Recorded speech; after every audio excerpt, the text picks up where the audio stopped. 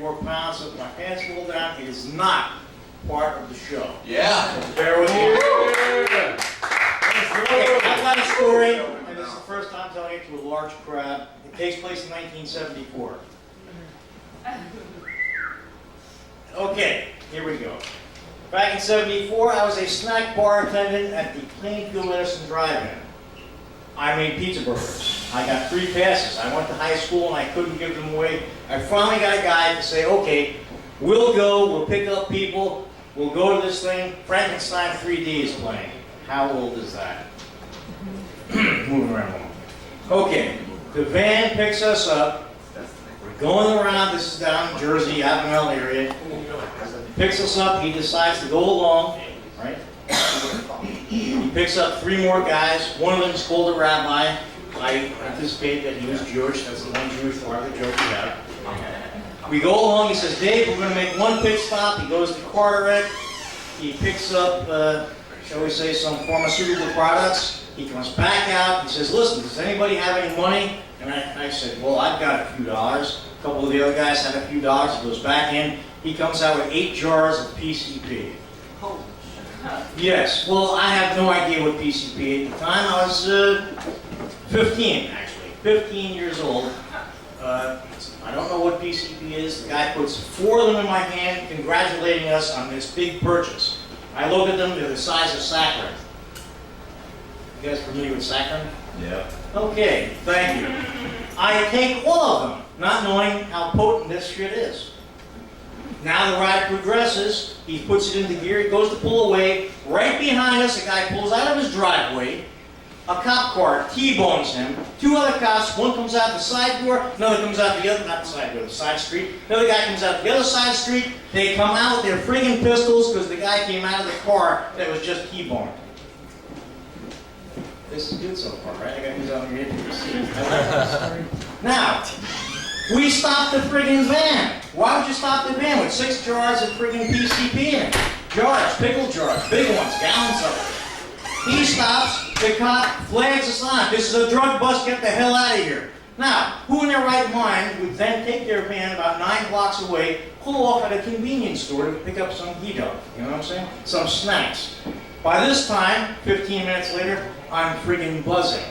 I have no clue how not funny this is because I'm sitting there giggling and laughing. I walk in the store, I see some Dipsy Doodles, I see some chips. I'm looking, I don't know what to pick, they all look friggin' great.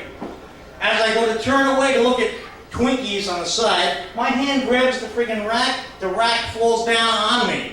I grab the rack and push it the frig back. You're not gonna attack me. The rack knocks the next shelf unit over where there's other people behind it who then put their rack and push it back at me. Well, I grab the rack again, that's fighting back with me now, and push it back. Needless to say, within 2 minutes, the entire little deli has been trashed. Everybody's yelling, the store attendant is coming over the friggin' counter. Back then, there was no cable TV set up. Nobody can prove this friggin' happened, except, I guess, the guy's insurance bill. I walk out through what appeared to be an open window. I have no idea how that window got broken. None, because I walked through it, right? They pulled me into the van. From that point on, they called me the burner, which I still have no clue what that really meant, because I was fried. Get into the van. Everybody is now looking at me that I'm still friggin' alive after taking what turns out to be 8 doses of this friggin' PCP. They continue on the way. They get to the drive-in that I worked at, which is also an indoor-outdoor type thing. Get in there. We approach the front gate. I show the guy my 3 passes for the 9 people inside the van. I have no idea how to count anymore. The guy looks at that, looks behind me, and I go, here you go. Well, go ahead, Dave, and we go in. We're sitting in the back of this drive-in. Frankenstein 3D is about to start. We have the entire back row, 8 people, 9 people. I'm laughing like hell at anything that's happening. A guy in the front stands up and says, would you guys please shut up? I'm trying to watch the show. The guy 2 people next to me, his name being Moose, for logical reasons that'll come into good later, stands up, walks down to where this guy is, stands next to him, says, are you talking to us? The guy says, oh, we just wanted to listen to the show and you were being really loud back there. The guy stands there, floats around, and on the wall right next to him is a fire extinguisher. He picks it up, shakes it a little bit, aims it at the guy, and then unloads dry chemical onto the guy and the 8 or 9 or 12 or 30 people next to him. So here's this white powder floating around this theater. You can't even see the screen for the clouds that are now floating around. The guys get up, other people get up, they start chasing them around. This is like a friggin' movie. They're running back and forth through the seats. Can you got that so far? Back and forth through the seats. The guy stops every so often and starts shooting the dry chemical at the people that are chasing him. This goes on for about 5 minutes until the dry chemical is empty.